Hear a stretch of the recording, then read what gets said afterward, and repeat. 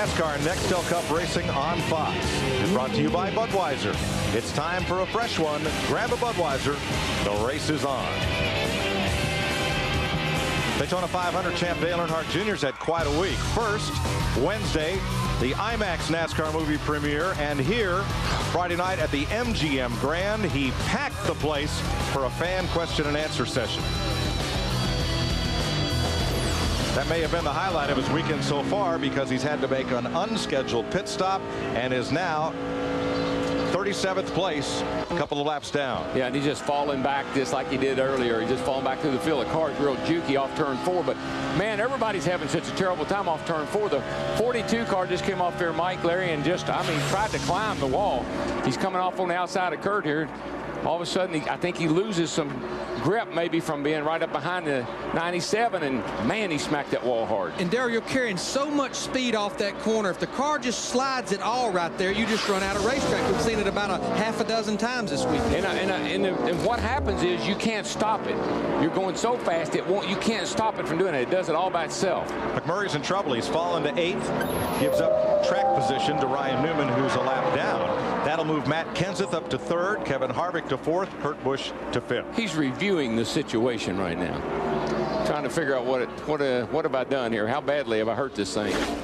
You know, a car that's still, they've got their work cut out for him, but Ryan Newman in that 12 car now, he's back there in 33rd position, and we saw on the restart about 20 laps ago, the minute they restarted the race, he went straight backwards. Then about 5 laps, he came to life. Darryl, I just have to believe that's part of the learning process. With this softer tire, you just can't go as low on the air pressures as we were going last year, but Jeannie looking a little better right now, and he is in jeopardy of getting that free pass back. Absolutely. Ryan Newman saying that the car is getting better, but, you know, there's a good side of things, and there's always the bad side of things.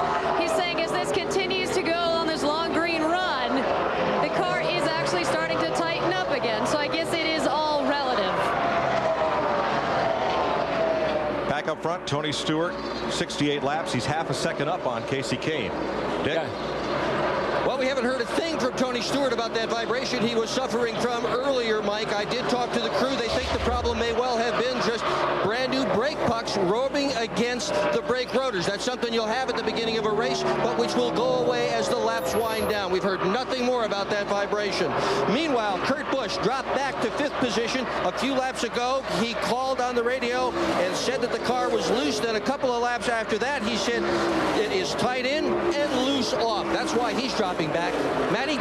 Dick, the biggest mover, 22 spots is Matt Kenseth. The car was tight early. They made a half a round adjustment with wedge and also an air pressure adjustment on that first stop, and he is now running in 3rd. In fact, he says the car is really good in 3 and 4, still a little tight in 1 and 2, but this sucker is stuck. It is turning so good right now. To Steve Burns.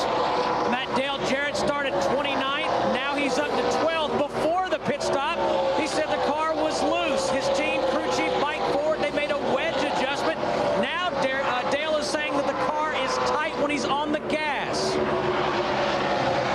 Thanks, Steve. Dale Earnhardt Jr. is now just about 5 seconds from going 3 laps down. Tony Stewart continues to close as we watch Dale Jarrett, who's having a great run, and Jamie McMurray, whose car must be okay after slapping the wall, even though he slipped to 10th. Yeah, McMurray, you know, sometimes I'll knock the steering wheel into it out of line. You got to get kind of adjusted and see what I got now after I've hit the wall. Knock the toe out a little bit, but a good driver can adjust to whatever the car's doing, and then he can get back up to speed. But Larry, this place is doing exactly what we just heard. You put a round of bite in. The car was loose. Put a round of bite in. Now the car's too tight. I mean, it drives you crazy because it's constantly changing. And that's something this racetrack has always done. It will continue to change. Even your car's driving good, you have to stay on top of slight adjustments to keep up with the racetrack. Is that why you guys are always screaming, tell me what the car's doing, tell me what the car's doing? And tell me what it did in the first 10 laps, tell me what it did in the last 10 laps, and then maybe I can make a decision. Bill Elliott driving in what is his first Nextel Cup point race of the season. He did run the Bud Shootout in Daytona. He's running a limited schedule. And when he's not running here, he's got a dirt track car he likes to hook up behind the pickup and just show up at local tracks unannounced and see if he can run with the local hot guns. Jeannie? Well, yeah, get with the retired guy. I guess I should officially call him semi-retired. Pretty pleased with the car so far, and you can see why. They did test here, and keeping in mind this is the Evernham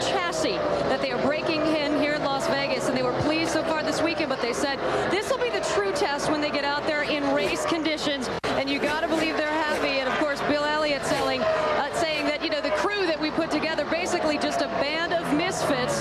So this so far, so good. Matt? Daryl and Larry, you guys have talked a lot today about that fine line between being tight or being loose. Jamie McMurray, he has gone way to the tight side. The reason, you saw him earlier, hit the wall. He has knocked the toe out on that 42 Dodge. And what he means, when he hit the wall with the right front, the differential between the front of the front tires and the rear front tires normally will be about an 1/8 inch wider in the front. When he hit that right front, it's bit a tie rod or a drag length or something like that, and it's knocked that right front in. That just makes the car push. Let's show you maybe what we were talking about on this right front toe out, knocked in, and we show you what they maybe can do on a pit stop, make an adjustment. Now you see right here, this is the right front. Now right there, it's showing that it's way towed out. That'll make a car push too.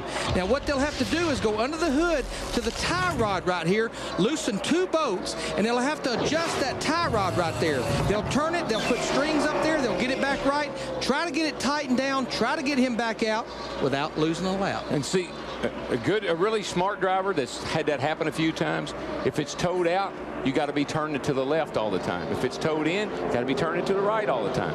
And it's all into where the steering wheel is. Tony Stewart at 76 laps is our leader over Casey Kane, Matt Kenseth, Kevin Harvick, and Kurt Busch.